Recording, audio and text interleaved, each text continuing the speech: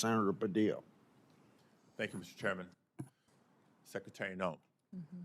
I'm Senator Alex Padilla, the senior senator for the state of California. Last June, you were in Los Angeles when you publicly declared that the mission of DHS in Los Angeles was to liberate the people, not just of Los Angeles, but the state of California from its duly elected leaders.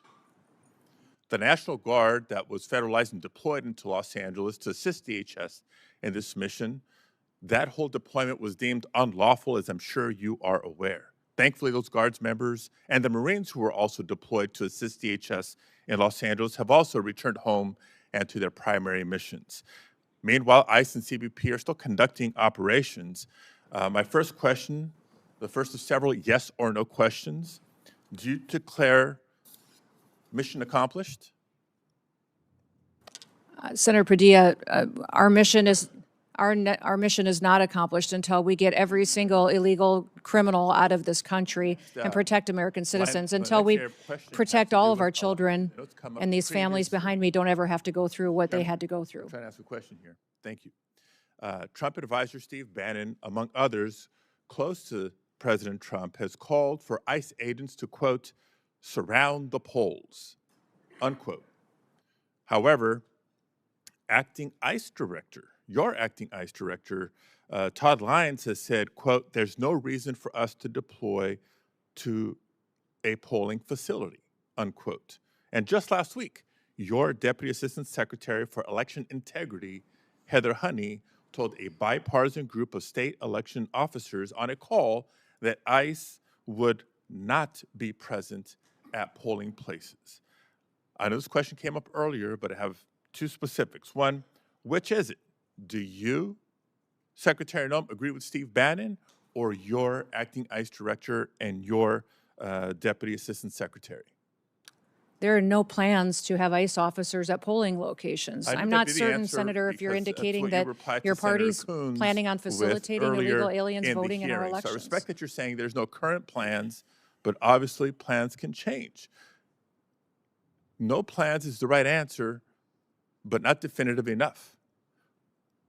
Sending ICE agents to the polls to intimidate voters is illegal. Yeah. And so I want to ask you explicitly, if President Trump or Stephen Miller directed you to do it anyway, with or without a bogus national emergency declaration, would you say no? Sir, there is no plans to send ICE officers to polling locations, and we're not planning on doing that. Are you planning on sending illegal aliens to vote?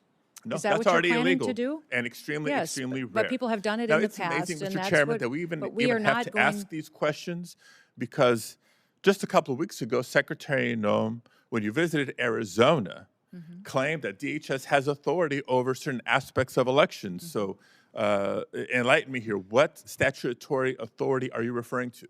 The Department of Homeland Security has mitigation responsibility over critical infrastructure, and our election system is defined by statute as critical infrastructure. Therefore, it's under our department to put forward and point out vulnerabilities that may be in our election systems, and then recommend mitigation. CISA in elections as a former Secretary of State.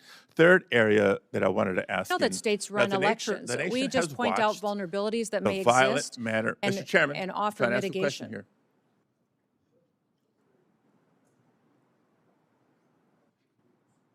Okay.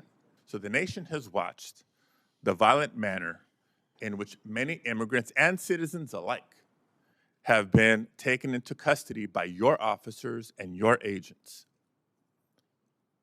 In addition to that, 32 people died while in ICE custody last year, and at least 8 more have died in the first 7 weeks of this year. The numbers are a big increase from prior years. Secretary Noem, yes or no, do you care enough about the human rights of the men, women, and children in your custody to improve the conditions as required by the courts? Yes, absolutely. We adhere to our federal detention standards, which are higher than virtually all state and local detention standards. We provide medical care to all of our detainees, 3 nutritious meals a day. We take care of Well, them. We keep families together. I appreciate the We continue to response, do but I that. have to You tell talk you that about I when we have believe an my own unfortunate eyes. situations where And individuals I have believe passed my own away. eyes when I saw firsthand the poor conditions in which people were treated when I visited the detention center in California City. Now, Mr. Chairman, I'd like to enter into the record reports from California-based and national non-governmental organizations, as well as the California Attorney General's Office, about the deplorable conditions at the California City Detention Facility and a recent court order requiring DHS to address these conditions. If I may, without, thank you very much. Now, maintaining basic standards should not require court orders. The deplorable conditions at facilities across the country are the result of Secretary Noem's failed leadership.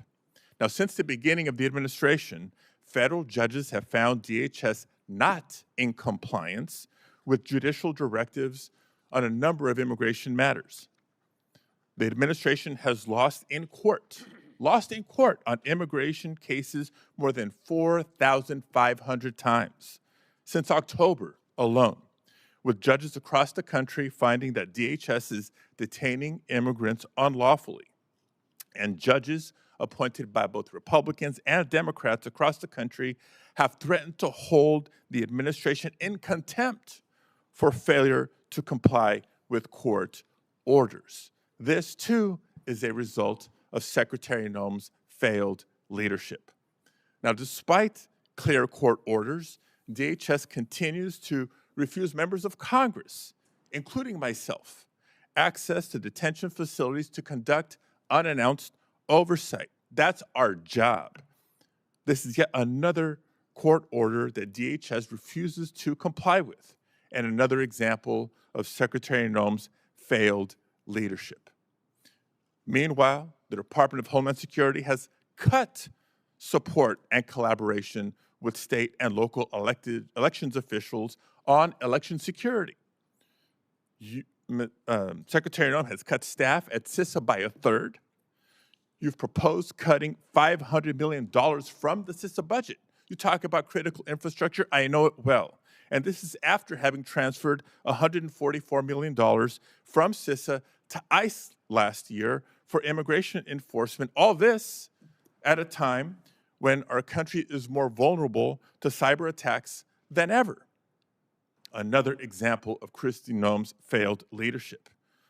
And now the department's also playing political games with the distribution of disaster aid, another sign of failed leadership.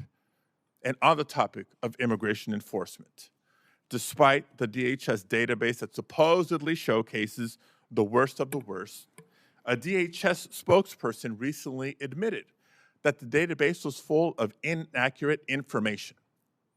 What we know is true, based on DHS's own data, is that less than 14% of those arrested by ICE and CBP have previously been charged with or convicted of violent crimes. Lies have become the pattern or practice of Kristi Noem's DHS. In the fall of last year, Secretary Noem asserted that no American citizens have been arrested or detained, despite more than 170 verified reports to the contrary. During a House Homeland Security Committee oversight hearing recently, Secretary Noem claimed that DHS had not deported veterans, not under this administration. And seconds later, Representative Magaziner presented via a video call Se-Jun Park, a veteran who earned a Purple Heart, but was deported by Secretary Noem's DHS. And so it comes as no surprise that not just the secretary directly, but her representatives within the department have repeatedly lied to the American people about how the officers and agents under her charge have beaten, tased, shot at, and killed.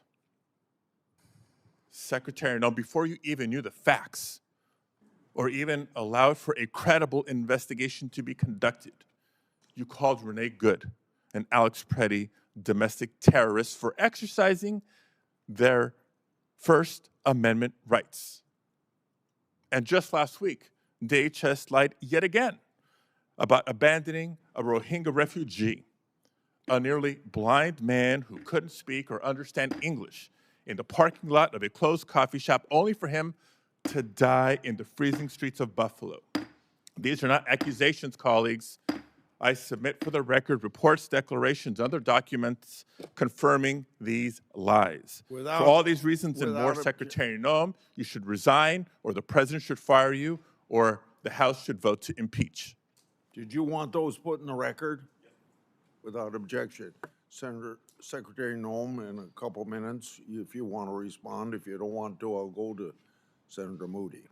I just wish that Senator Padilla would have used his time to talk about Kate Steinle or other families that lost loved ones that aren't here anymore because of violent, illegal criminals that are in this country that we are charged with removing to protect American citizens. He didn't use any of his time to talk about victims that have been perpetuated by Joe Biden's invasion over the southern border. He didn't talk about the 1.7 billion lives that were saved by the amount of drugs that we've stopped in the last year from coming into our country and killing Americans and many other people. He didn't talk about the fact that we have the lowest murder rate in the last 125 years because of President Trump and the work that he has done to keep Americans safe. He didn't talk about the fact that American citizens should be the priority in this country because they're American citizens. I know he's very concerned about illegal aliens, but my job as a Secretary of Homeland Security is to get up every day and to put American citizens first and keep them safe here in the homeland. And I'll continue to defend the homeland every moment of every day that I get the chance and that I'm blessed to. Thank you. Senator Moody.